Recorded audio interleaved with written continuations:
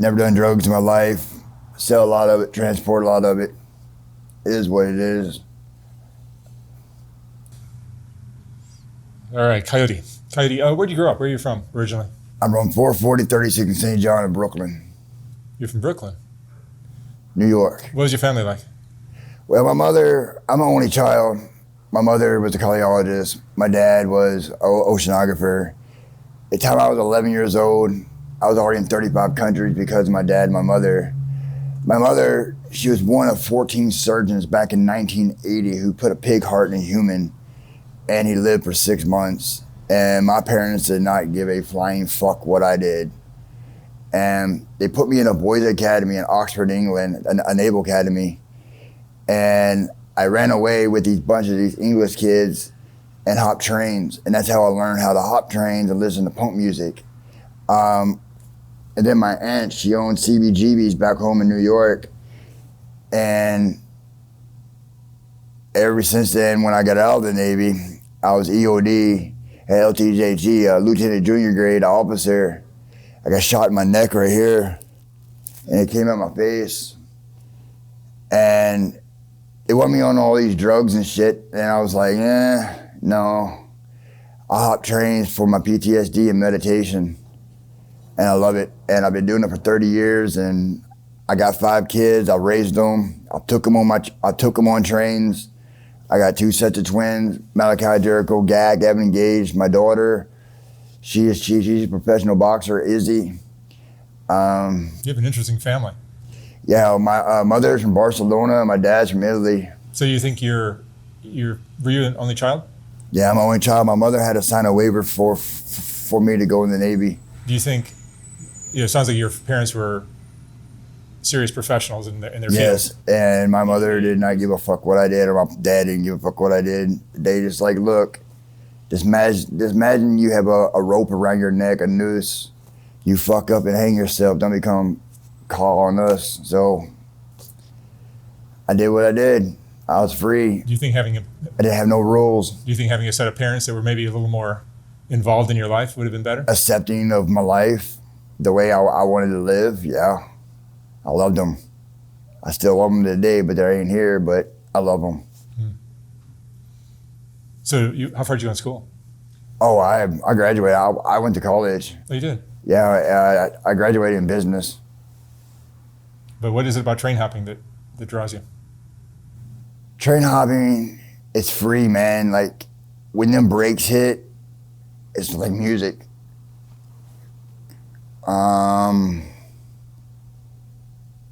You get to see things that you don't see on a highway behind the mountains or the valleys or whatever. And you're just out there. I mean, it is like your soul is like sitting beside you, and you're looking at everything around you, and you're just free. People, society are trapped with all this shit around them, and it's all they know. I mean, I've had people come up to me and be like, man, I love your life. I wish I can do it. I said, you can do it. All you gotta do is just pack a backpack and fucking go. They say, oh, I got kids and everything. I was like, take them with you. I took my goddamn kids with me. I mean, it is what it is. I mean, people just trapped in society and all this government shit. I mean, I ain't with it. I live my life full metal jacket, straight in them goddamn check. Love it. Train hopping is dangerous, no? It is very dangerous. I have took a lot of kids under my wing and put them on a train, and I taught them, but they get too swilly and they end up tagging a piss and the train fucking bucks and off they go. I've seen a lot of kids die on trains because they just don't listen. Like, this day and era of kids that hop trains, it's not like back in the old days, like when I used to hop it.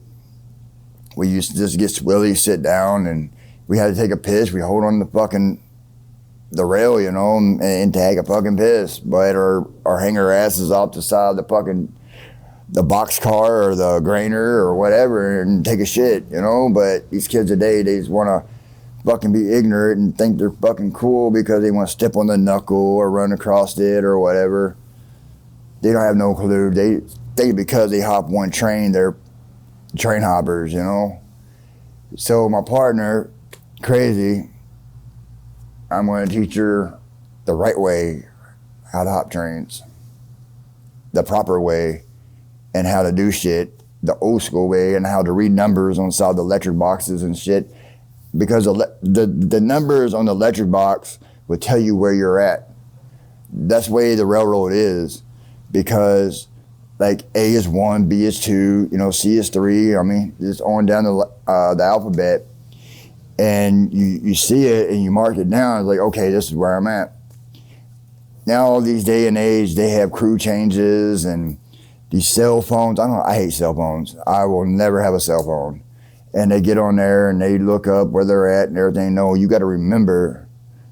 I mean, you got to have the knowledge and remember where you're at. Okay, this is where I get off at, or this is where I'm at, or if you want to stop off in a town that you have a hot shot, it's going through a bunch of IMs, double stackers, the trailers.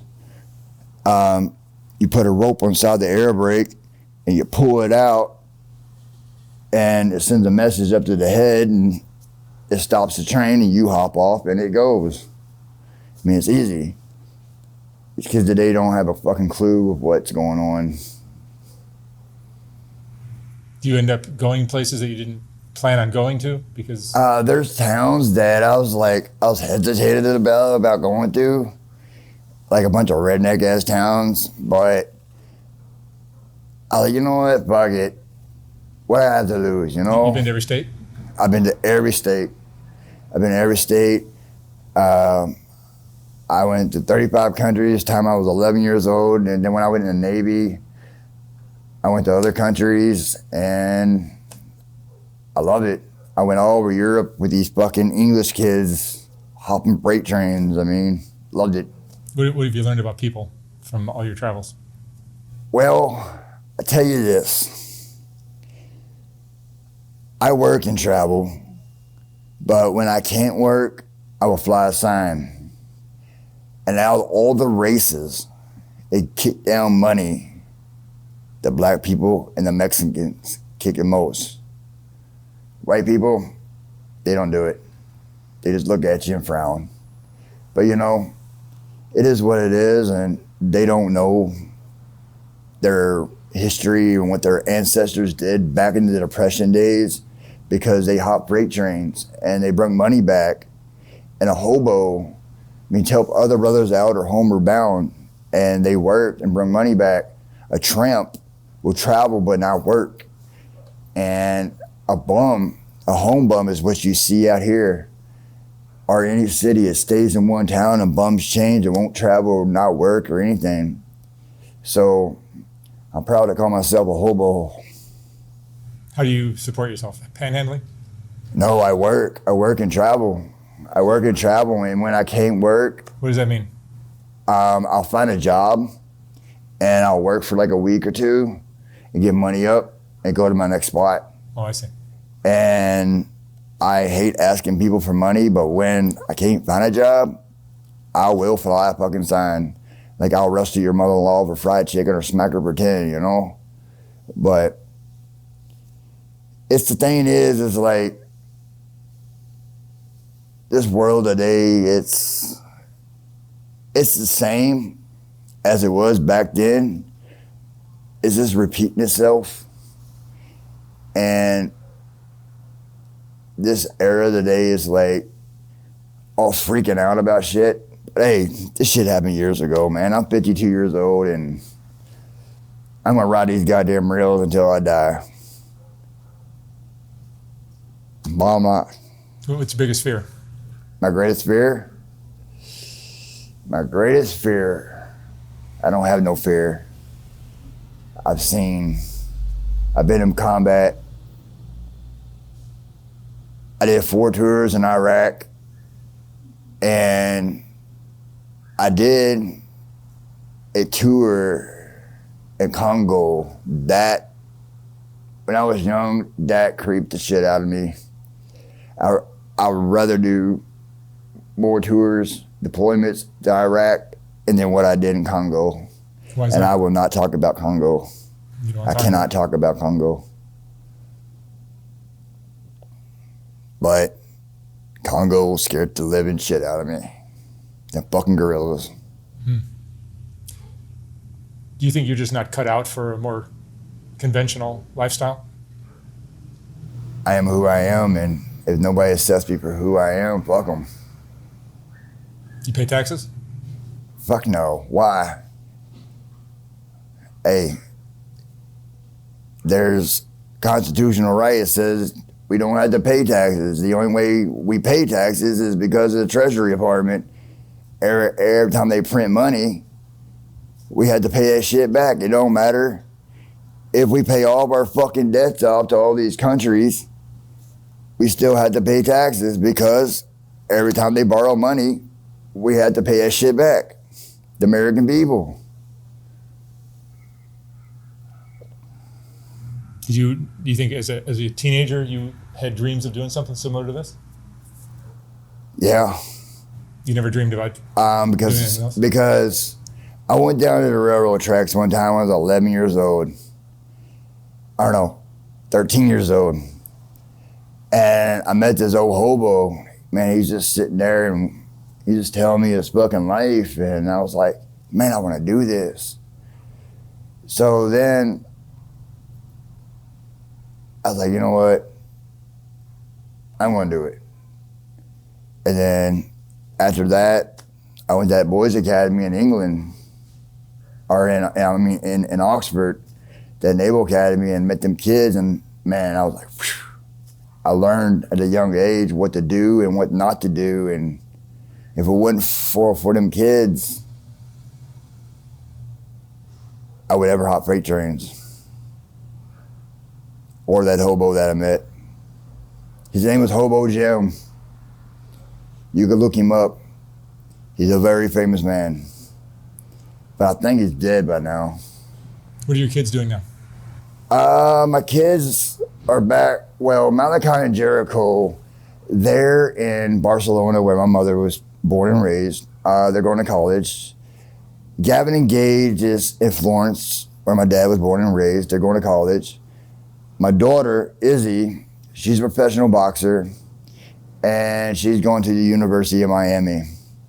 My VA pays for all their college and shit like that. So my kids are like, I told my kids, I was like, man, I got to go back out. I cannot stay in this house no more. I mean. What do they think of Dad? Oh, they love me. I mean, I put them on a train. I put them in a car seat with a little harness around their neck, with the gun speakers around their neck or their ears, and a helmet on, and strapped them in, put them on the back of a grainer, and I took all 5 of my kids on a train, man, from New York all the way to fucking Louisiana, from Louisiana to Iowa, from Iowa to Montana, from Montana back over to fucking North Dakota, and then we headed back. I traveled with my kids. I taught them that being kind to people, you would be kind to yourself, you know? I taught them the streets, what to look for, and what to expect, and said somebody conning them. I taught them this shit. And now they're book smart and they're street smart. You got them two together, you're a beast. What do you think most people living a normal, a square life are missing out on? Spending time with their kids. Spend time with their animals. I mean, people shouldn't have kids if they have a career that they can't even have nannies that take care of them, or leave their animals at home all year. You know, I mean. You think we're all too busy chasing a buck? all the pin pushers. You know, when this world comes to when it's coming. All right. All these people in these corporate offices, you know who they're going to come to? They're going to come to the streets and ask for help. They didn't help us. We ain't going to help them. What's been your favorite memory in your life? Man. My kids being born. Yep, my kids. I've had a lot of favorite memories, but that's my most favorite memory. What was the roughest part of your life? My roughest part of my life.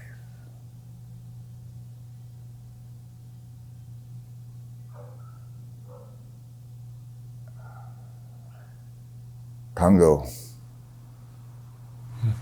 Congo was one of my roughest part of my life because we spent 2 years over there and it was bad. But just a childhood, oh, it was flawless. Loved it. Wouldn't change it. I wouldn't change my life if somebody paid me $1 million right now. I'd tell them to stick in their fucking ass and go. I would. Money ain't nothing. It ain't backed by nothing. This is a fucking piece of paper. Plain and simple. Do you have any vices? Any drugs, alcohol, anything like that? I drink, but I have cut down a very, very, very light. I used to drink 3.5 gallons of liquor a day. And I know my health is not very well, but I do exercise and take care of myself. But I do drink, and I think I'll take one right now. Sure. But I like tequila and Crown Royal. It's my shit. I can't drink no low shelf shit. Do not do vodka because I will end up in prison. Me and vodka does not get along.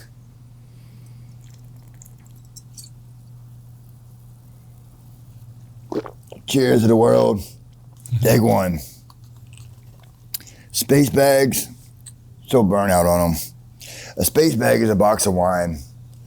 Back in the day, the bag used to be silver. Now they're clear. And I am so burnt out on them. We used just to get them and swill them and blow them up. So the girls on the train would sew them up with dental floss and we'd make an air mattress out of them or a pillow or whatever. But I love my life. And my kids are taken care of. They're set. Don't have to worry about nothing. And they tell me, like, Pops, go do what you want to do. You raised us. It is what it is. So I'm doing it. I'm living Dad's life right now. I took care of them. It's my time. If you had your life to live all over again, would you do anything differently? Fuck no. I love it.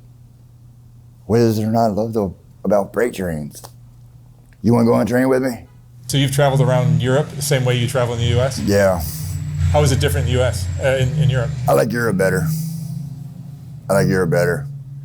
Like the laws and government shit over there, it's way better. Mm-hmm.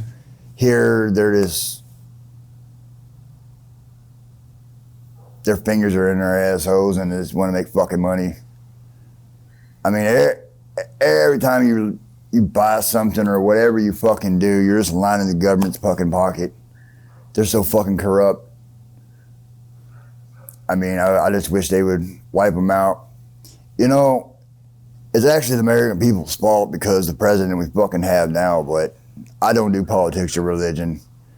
You know, I tell people, why did Jesus walk on water? And they'll say, why? I'll say, because shit floats. You know, because I'm not a religious man. I don't care what the fuck you believe in, but it is what it is. I mean, whatever you believe in it. If you believe in this government shit, believe in it. But you know what? You are a free range person. This is a free country. You have soldiers who have fought for this country, like myself, freedom is not free. It is what it is.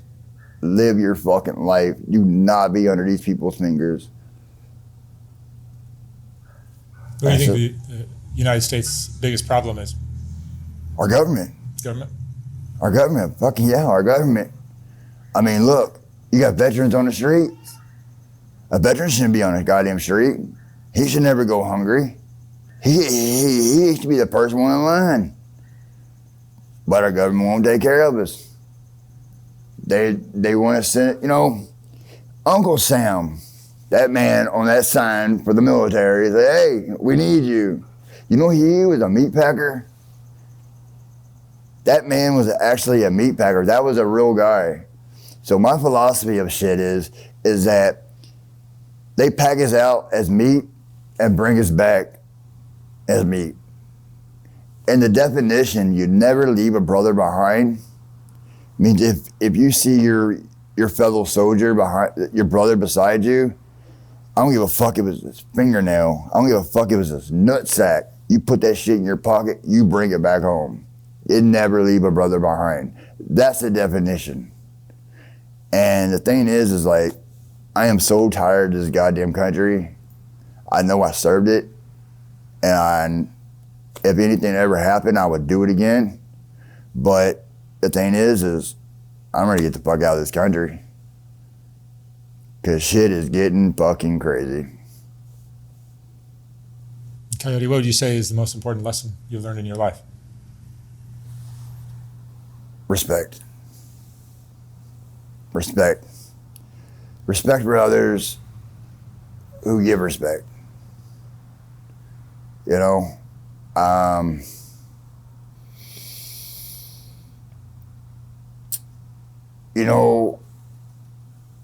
I always give the people a benefit of the doubt. I don't judge. I don't give a fuck. They're on heroin, they drank, they're gay, they're transgender, or whatever the fuck they are. I don't give a fuck. But the thing is, you don't touch a kid, you don't put your hands on a woman, and you don't beat a dog. You do that around me, I don't give a fuck who you are, I don't know you or whatever. I'm gonna step in and I'm gonna take care of it. Bottom line. And I have stabbed people in their fucking necks and bodies and shit like that for fucking with kids and women or beating their fucking dogs. Like a lot of train hoppers, they get all whacked out on drugs and they want to beat their fucking dogs. Hey, I'll beat the shit out of them, take their goddamn dogs and give them to a goddamn good family.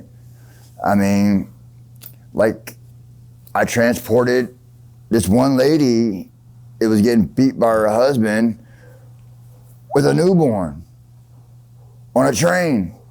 So I didn't put her on a boxcar or a grainer or anything like that. I put her in a unit where it'd be quiet for that child. And I took her where she needed to go and I dropped her off. So,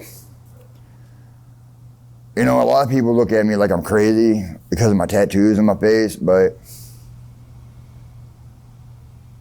I don't show my aggression until my aggression needs to be said. If somebody ever put their hands on my traveling partner or disrespected her or anything like that, it's over. I'll check them one time, they don't listen, it's on. I only give one, and sometimes I don't even give none. Depends what the situation is. But I am a big teddy bear. I take care of kids, I do get a VA. Don't get much from them, but I do get VA from them, and I take that money and take care of my kids on the rails. If they need shoes, if they need clothes, whatever they fucking need, I'll buy it for them.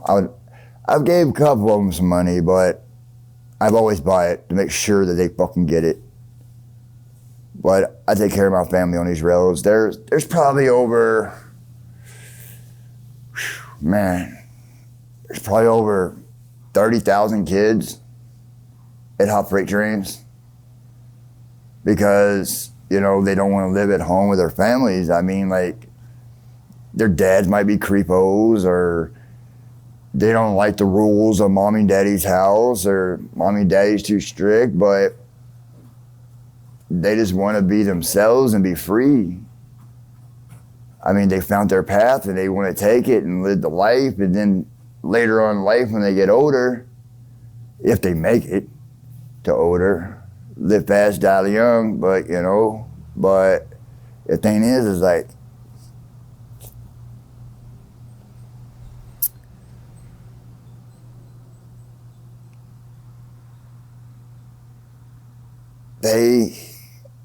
people just need to be free, man. That's all. Just be free in life. Help each other, I mean, it is what it is. And I ain't no fucking hippie, but I do help people. I mean, like I was in Walmart in Lancaster. Is it Lancaster, California? Yeah. And I was just walking through and I was getting some food and stuff. And this Mexican kid, the Pedro, he wanted his Lego set, like this pirate Lego set. It was like $100 some bucks. And the mother was like, oh, no. I seen that shit. So I grabbed it. Walked all the way to the front with all my stuff. I paid for it. I waited for him. So there you go, Pedro. The mother looked at me. She couldn't speak much English, but I speak Spanish and Italian. I speak proper Spanish because of my mother from Barcelona. And she was like, oh, thank you, senor. Thank you. I was like, hey, just pass it forward. She said, I can't pay you. And I was like, whatever. I don't care. I made that kid's day. That's all. The small things in life will make a person happy. And that's what you have to learn. All right. Coyote, thank you so much for sharing your story. But I want to do one more thing before I go.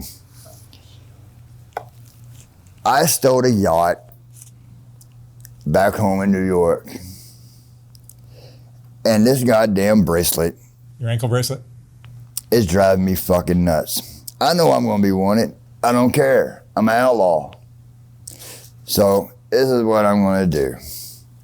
I'm going to donate this fucking bracelet to you.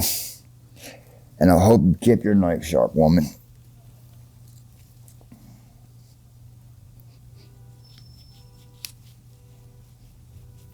And I will sign it. Fuck the government. Let me see it. These are heavy.